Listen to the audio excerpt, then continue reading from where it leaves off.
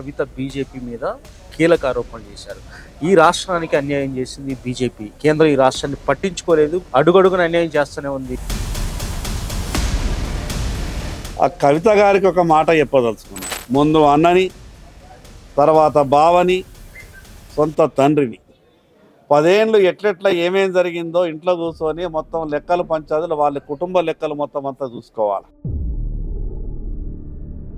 Bharatiya Janata party లేకుంటే మీ నాన్న ముఖ్యమంత్రి ఎట్లయితాడు, నీ అన్న మంత్రి ఎట్లయితాడు, మీ బావ మంత్రి ఎట్లయితాడు.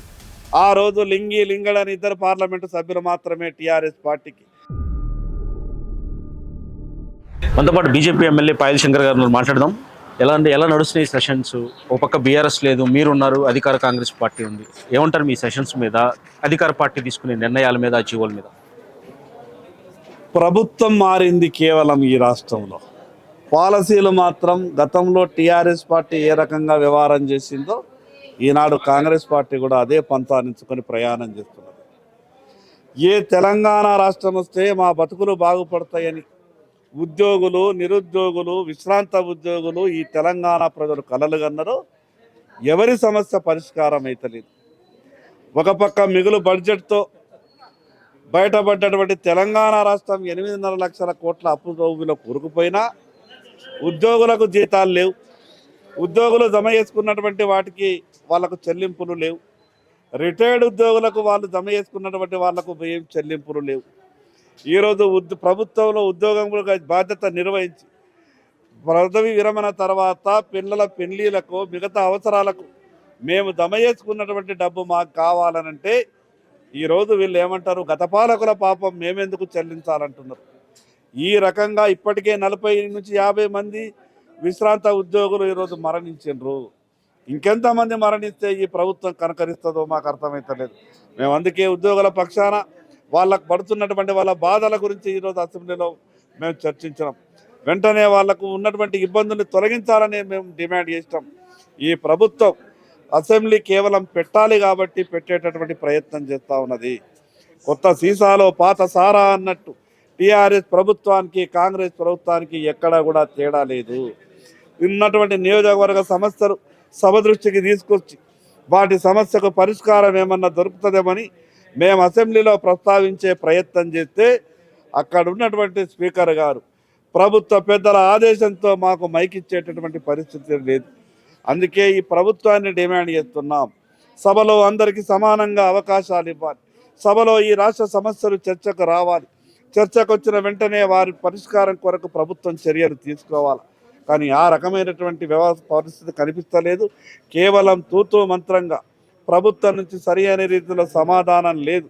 మేము చెప్పినటువంటి విషయాల మీద, ఈరోజు సభలో చెప్పిన విషయాల మీద ప్రభుత్వానికి కొంత సమయం ఇచ్చినాం. ఏమాత్రం స్పందించకుంటే రేపు ప్రత్యక్ష ఉద్యమ కార్యాచరణ ప్రకటిస్తాం. ఆ రకంగా ప్రభుత్వం మీద ఒత్తిడి తీసుకొచ్చి ప్రజా సమస్యల పరిష్కారం అయ్యే వరకు భారతీయ జనతా పార్టీ. ప్రధానంగా ప్రశ్న, ఇప్పుడు జలుబు, తలనొప్పి, మోకాళ్ల నొప్పులు మరియు నడుము నొప్పి, వీటన్నిటికీ ఒక ఆయుర్వేద ఉపశమనం శాస్త్రీబామ్. బీఆర్ఎస్ పార్టీ వాకౌట్ చేసింది, బయటకు వచ్చింది. ఎందుకంటే మాకు అక్కడ మేము మాట్లాడేది వినట్లేదు, మైక్ ఇవ్వట్లేదు అనేది. బీజేపీ సర్దుకుపోయిందా కాంగ్రెస్ పార్టీతో? ఎందుకు మౌనంగా ఏం చేయలేని పరిస్థితి బీజేపీ ఈరోజు అసెంబ్లీలో? ప్రధాన ప్రతిపక్ష బాధ్యత నుండి బీఆర్ఎస్ పార్టీ తప్పుకున్నది. ఈరోజు మేము ప్రధాన ప్రతిపక్ష పాత్ర ఈరోజు సభలో మేము పోషిస్తున్నాం. ఈ ప్రభుత్వం చేసినటువంటి తప్పును అడుగడుగున మేము ప్రశ్నిస్తున్నాం. ప్రధాన ప్రతిపక్ష హోదా ఉన్నటువంటి పార్టీ సభలో ఉండి ప్రభుత్వాన్ని నిలదీయాల్సిన బాధ్యత నుంచి ఎందుకు తప్పుకున్నది? 10 ఏళ్ళు ఈ రాష్ట్రాన్ని దోచుకున్నారు. 10 ఏళ్ళు ఇక్కడ ఉన్నటువంటి కట్టినటువంటి ఒక ప్రాజెక్టు పూర్తి కాలేదు. ఈరోజు ప్రజలకు మీరు సభలో సమాధానం చెప్పాలా. ఏం చేసింది ఆ రోజు టీఆర్ఎస్ ప్రభుత్వం? 10 ఏళ్ళు చెప్పాలా. 2 ఏళ్ళు ఈ ప్రభుత్వం మీద గొప్పలు చెప్పే ప్రయత్నం చేసింది. కానీ ప్రజలు ఇచ్చినటువంటి బాధ్యత, అది అధికారమైనా ప్రతిపక్షమైనా, ఈ 2 బాధ్యతలు ప్రజలు ఇచ్చినవే. ఈరోజు ప్రజలు ఇచ్చినటువంటి బాధ్యత నుంచి తప్పుకోవడం అనంటే అది టీఆర్ఎస్ చేసినటువంటి పొరపాటుగానే మేము భావిస్తున్నాం.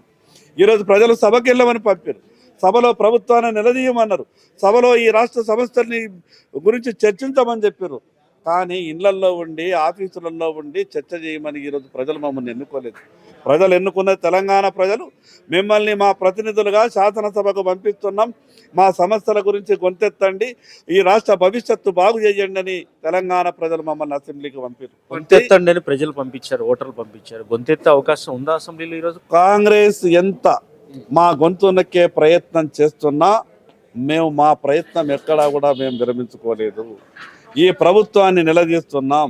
మేము కనీసం నిలదీయటం వల్ల, మా ఒత్తిడి వల్ల ఈరోజు ప్రభుత్వం ఎంతో కొంత సమాధానం చెప్పే ప్రయత్నం చేస్తున్నది. ఈరోజు బీఆర్ఎస్ అనే ప్రతిపక్షం పార్టీ ఈరోజు సభలో లేదు.